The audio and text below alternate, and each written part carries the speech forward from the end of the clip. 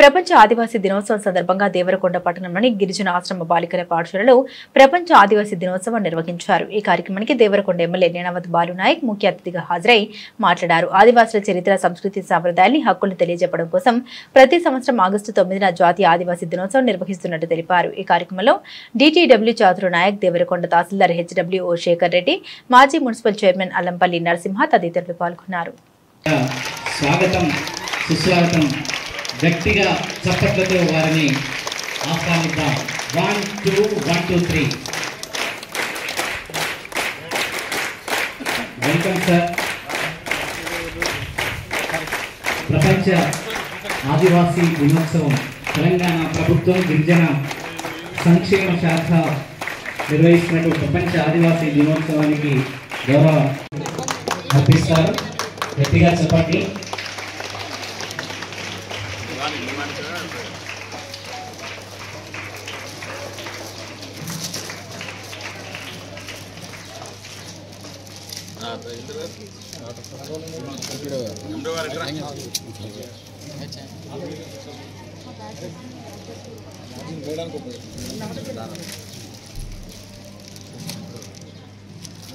పోతురాజు చిన్నిదే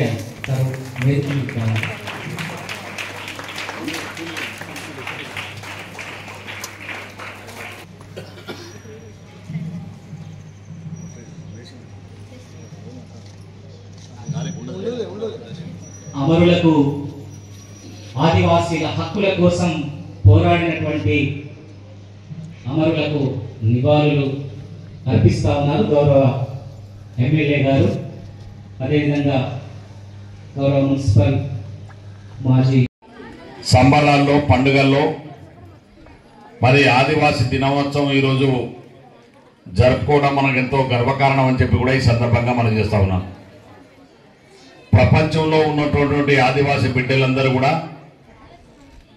ఇంతకుముందే మా డిటిడబ్ల్యూ గారు, మిగతా ఎంఆర్ఓ గారు చాలా విషయాలు చెప్పినారు, ఎంపీడీఓ గారు అందరూ కూడా 1939 కంటే ముందు ఆదివాసీ బిడ్డలందరూ కూడా అడవులలో జీవిస్తూ కనీసం సమాజానికి దగ్గరగా కూడా లేనటువంటి పరిస్థితులు, ఆనాడు ఆదివాసీ బిడ్డలుగా మనల్ని గుర్తించలేనటువంటి ప్రపంచంలో మరి ఆ అడవులో జీవిస్తున్నటువంటి పరిస్థితుల్లో మరి ఆనాడు ఆదివాసీ బిడ్డల కోసం, ఆదివాసీ జాతి కోసం అనేక మంది మహనీయులు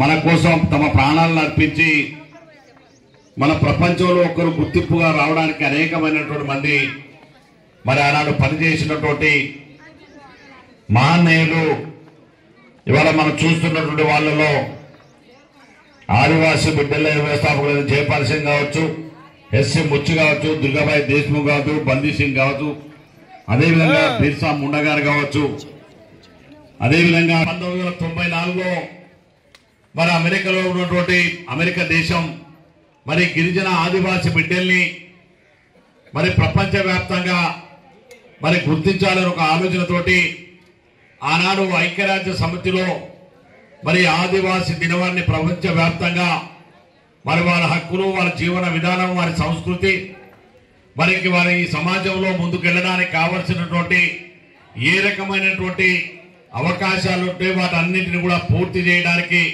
ప్రభుత్వాలన్నీ కూడా ముందుకు రావాలని, అంటే భారత ప్రభుత్వం కావచ్చు, ఇటు రాష్ట్ర ప్రభుత్వాలు కావచ్చు, ఏ ప్రభుత్వాలైనా ఆదివాసీ బిడ్డల్ని, గిరిజన బిడ్డల్ని మరి హక్కులు చేర్చుకొని వారి యొక్క సమగ్ర అభివృద్ధి కోసం పనిచేయవలసినటువంటి అవసరం ఉందని ఈ ప్రపంచ దినోత్సవం సందర్భంగా ప్రతి ఒక్క ప్రభుత్వాలు ఇవాళ ముందుకు వస్తున్నాయని చెప్పి కూడా ఈ సందర్భంగా మనం చేస్తున్నాం।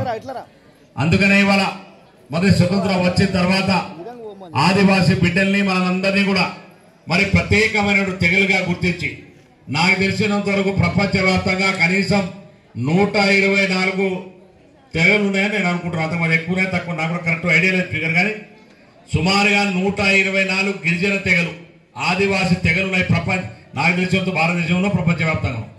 కానీ మన దగ్గరైనా 33 తెగలు ఉన్నాయి। ఏది తెలంగాణ, ఏపీ రాష్ట్రంలో